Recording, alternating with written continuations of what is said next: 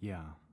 Please fill me with the Ruach HaKodesh, that I may speak your written words with boldness to those who listen. I ask all these things in Yeshua HaMashiach's name. Amen. We'll start with the Shema. Listen and obey. Children of Yah, pay careful attention and respond. Yahweh is our power and authority. Yahweh works in unity with himself, and you shall act upon your love to Yahweh, your power and authority, with your thoughts and mind, with your entire body, and with all the muchness that you have. Proverbs 19. Better to be poor and live one's life uprightly than engage in crooked speech, for such a one is a fool. To act without knowing how you function is not good. And if you rush ahead, you will miss your goal. A person's own folly is what ruins his way, but he rages in his heart against Yahweh. Wealth brings in many friends, but the poor man loses the one friend he has. A false witness will not go unpunished. Whoever breathes out lies will not escape. Many ask favors of a generous person.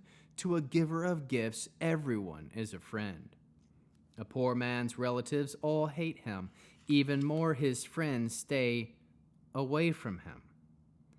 He may pursue them with entreaties, but they aren't there to be found. To acquire good sense is to love oneself. To treasure discernment is to prosper. A false witness will not go unpunished. Whoever breathes out lies will perish. It isn't fitting for a fool to live in luxury, and even less for a slave to govern princes. People with good sense are slow to anger, and it is their glory to overlook an offense. A king's wrath is like the roaring of a lion, but his favor is like dew on the grass. A son who is a fool is his father's ruin, and a nagging wife is like a leak that keeps dripping. A house and wealth are inherited from ancestors, but a sensible wife is from Yahweh. Laziness makes people fall asleep, and an idle person will go hungry. He who keeps a mitzvah keeps himself safe, but he who doesn't care how he lives will die. He who is kind to the poor is lending to Yahweh, and he will repay him for his good deed. Discipline your child while there is hope, but don't get so angry that you kill him. A violent-tempered person will be punished. If you try to save him from it, it makes things worse.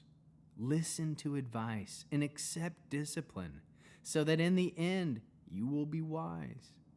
One can devise many plans in one's mind, but Yahweh's plan will prevail. A man's lust is his shame, and a poor man is better than a liar. The fear of Yahweh leads to life. One who has it is satisfied and rests untouched by evil. The lazy person buries his hand in the dish, but doesn't even bother to bring it to his mouth. If you strike a scorner, the simple will learn to act wisely. If you reprove the intelligent, he will understand what you mean. One who mistreats his father and evicts his mother is a son who brings them shame and disgrace. My son, if you stop heeding discipline, you will stray from the principles of knowledge. A worthless witness mocks at justice, and the mouth of the wicked swallows wrongdoing. Judgments are in store for scorners, and blows for the backs of fools. We'll end with the Aaronic blessing. Yahweh will kneel before you presenting gifts, and he will guard you with a hedge of protection.